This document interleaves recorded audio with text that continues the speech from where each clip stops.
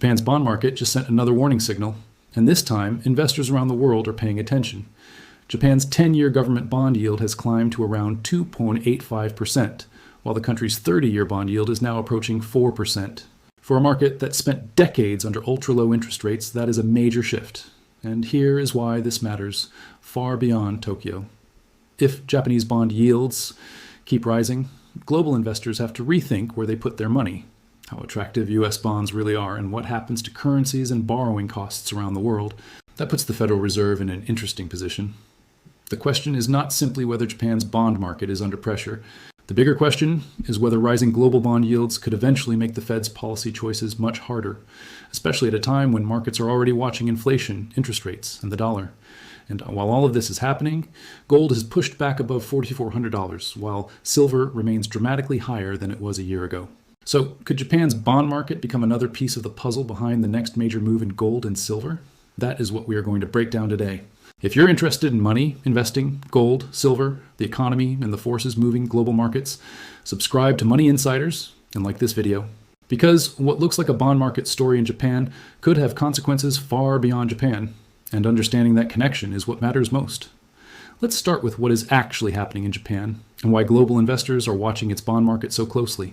For decades, the Bank of Japan pinned yields near zero through a policy called yield curve control, buying up bonds to keep borrowing costs artificially low, while the rest of the world's central banks moved rates up and down with the economic cycle. Japan just sat there. Investors joked that JGBs, Japanese government bonds, were the widow and orphan trade, safe, dull, and going nowhere. That era is over.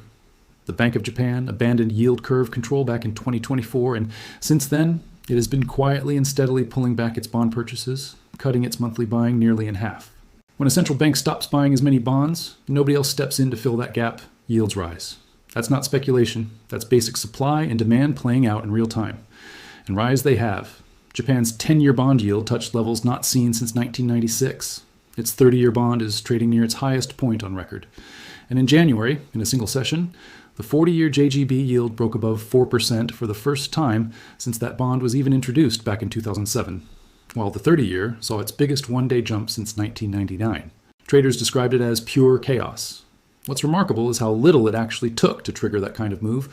A relatively modest bond auction, worth a fraction of what moves markets on an ordinary day, was enough to send shockwaves through a market that used to be famous for never moving at all. Now, here's the part that should make you sit up, because this is where a domestic Japanese story turns into your story. Japan isn't just any country with a bond market. Japan is the single largest foreign holder of United States government debt on the planet, holding north of $1.2 trillion in treasuries, more than the United Kingdom, more than China. For decades, Japanese institutions, banks, insurers, pension funds, parked enormous sums of money in U.S. treasuries because their own bonds paid next to nothing. It was one of the quiet engines of the entire global financial system.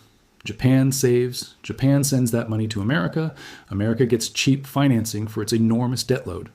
That engine has been running for so long that most people assumed it was permanent. It wasn't. It was permanent only as long as Japanese yields stayed near zero, and they don't anymore. So what happens when the yield on a 10-year Japanese bond finally offers Japanese investors a real competitive return at home without the currency risk of holding dollars? They start bringing the money home. And that is exactly what the data shows happening. In the first quarter of this year, Japanese investors sold roughly $29.6 billion of U.S. government, agency, and municipal bonds, the largest quarterly reduction in nearly 4 years. The selling didn't come in one lump either. It accelerated as the quarter went on, roughly quadrupling in pace between January and March. On its own, $29.6 billion against a $1.2 trillion position sounds almost trivial. A rounding error. But here's the detail that changes the picture. It's not the size of the sale that has bond desks paying attention. It's the direction and the acceleration. Markets don't need the whole position to move to feel the effect. They just need the marginal buyer to become a marginal seller, because at the margin is exactly where prices get set. What does that actually mean for someone watching this video who has never bought a Treasury bond in their life? It means the cost of borrowing in America for a 30-year mortgage, a car loan, a small business line of credit is partly set by how badly foreign investors want to own U.S. government debt. When one of the biggest buyers in the world starts pulling back, and the U.S. government is still running enormous deficits and still needs to sell an enormous supply of new bonds every single month to fund itself, that combination, more supply, less demand, tends to push yields higher.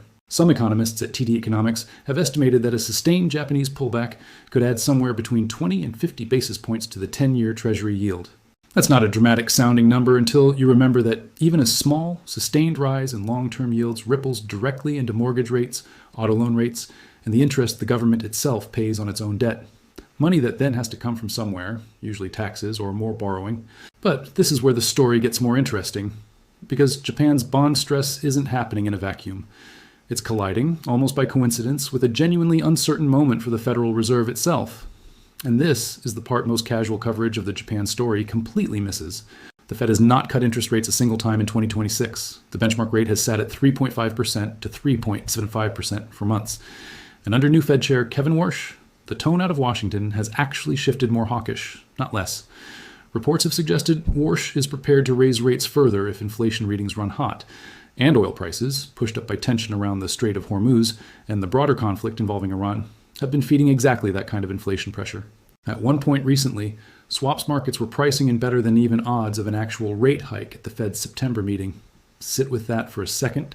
After more than 2 years of the public conversation revolving entirely around when the Fed would finally start cutting, the real conversation in bond markets by late summer had flipped to whether the Fed might hike instead. And then, within days, the data flipped again. The most recent jobs report showed the U.S. economy actually lost jobs in July.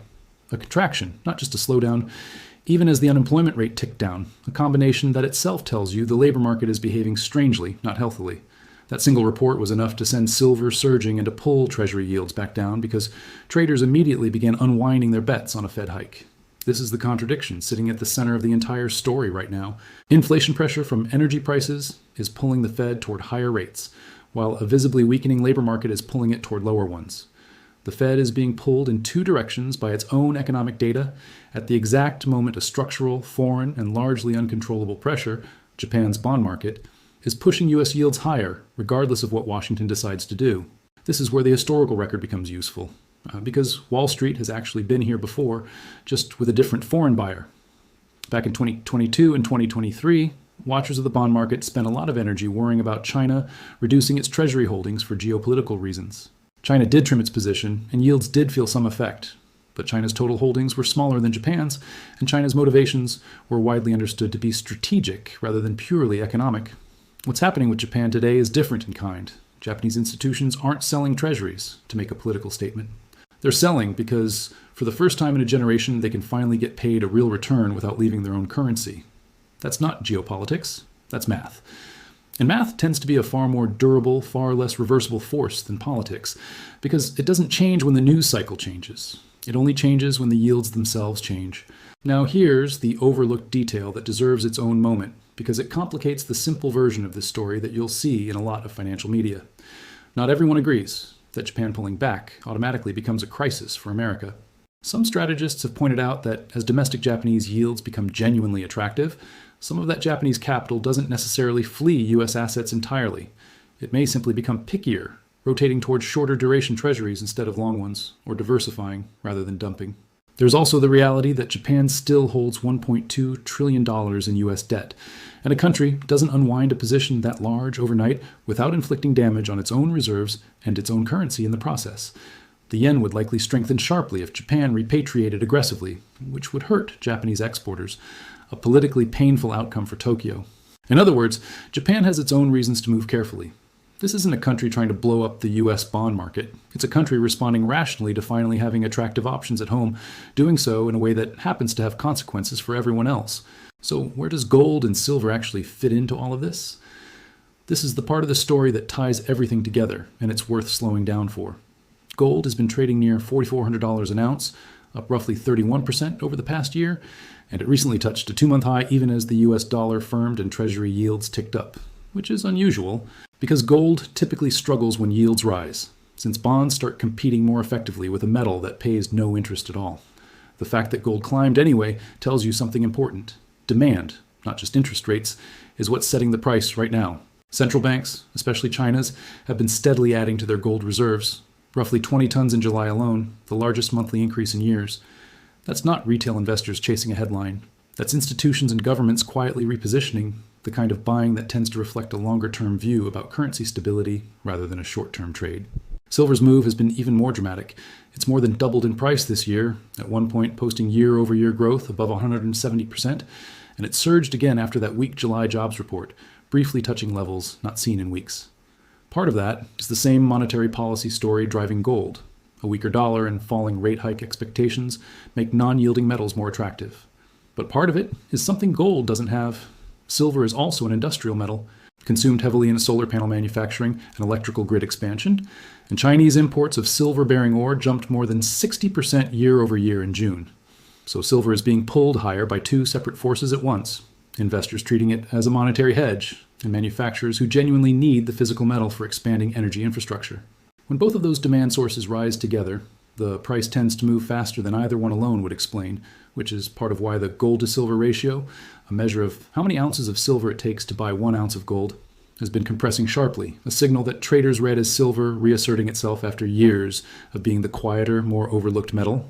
Now let's connect this directly back to Japan, because this is the piece that ties the whole title of this story together. If Japanese capital repatriation genuinely does put sustained upward pressure on U.S. Treasury yields, regardless of what the Fed decides to do with its own policy rate, that creates an unusual and uncomfortable position for Washington. The Fed sets the short-term policy rate, but it doesn't directly control long-term Treasury yields, which are set by the market, by supply and demand for the bonds themselves. If foreign buying keeps softening while the U.S. government keeps issuing enormous amounts of new debt to cover its deficits, long-term borrowing costs could stay elevated even if the Fed eventually does cut its own rate. That's actually already showing up in the data. One bond strategist pointed out that the Fed has cut its benchmark rate by 175 basis points since the middle of 2024.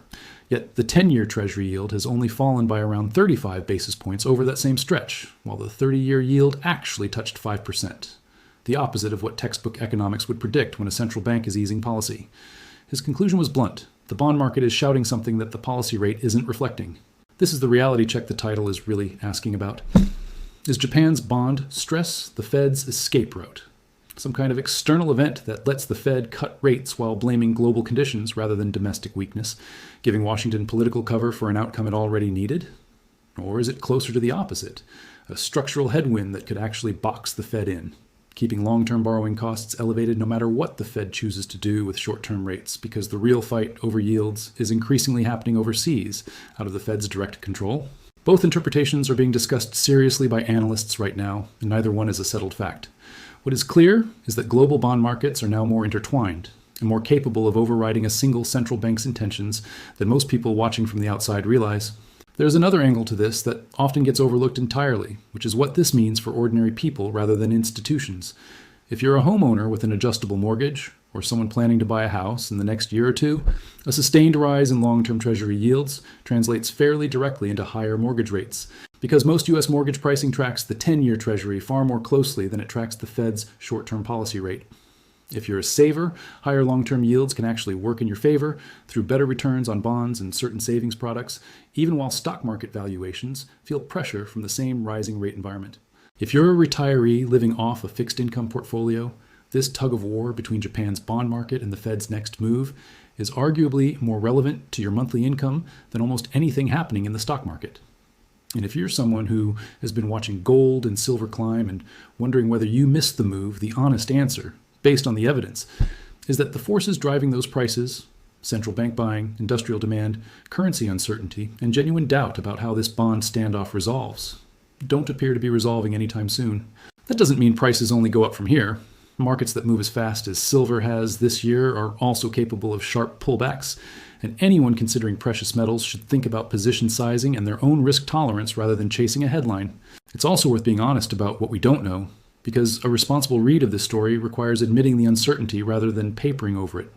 Nobody, including the Fed itself, currently knows for certain whether the September meeting ends in a rate cut or a rate hike. The data has been genuinely split, swinging from hawkish signals in 1 week to a shockingly weak jobs report the next. Nobody knows exactly how far or how fast Japan's repatriation trend continues, since Japan has clear incentives to move carefully rather than trigger a yen shock that would hurt its own exporters. And nobody can say with certainty whether gold and silver's current run continues, stalls, or reverses, because precious metals prices depend on a tangle of factors: real interest rates, the dollar, central bank behavior, industrial demand, and plain investor psychology that rarely all point in the same direction for long.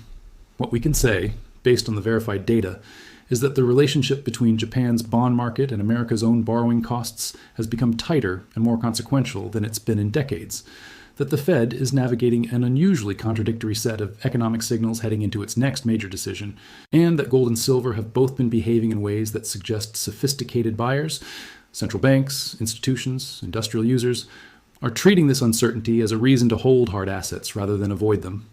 So if you go back to the question this video opened with, is Japan's bond market shock actually the Fed's escape route? The honest answer sits somewhere between the two extremes. The evidence doesn't support the idea that Japan is single-handedly forcing the Fed's hand in either direction, but it also doesn't support ignoring Japan as a footnote.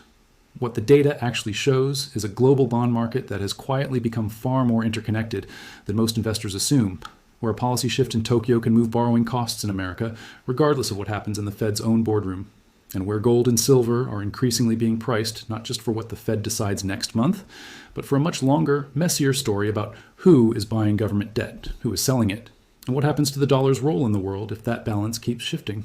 That's the mental model worth carrying forward from here.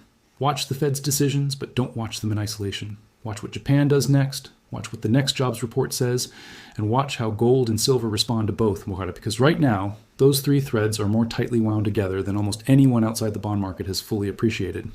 If you learned something new today, make sure to subscribe to Money Insiders and like this video. More powerful financial insights are coming next. This video is AI generated.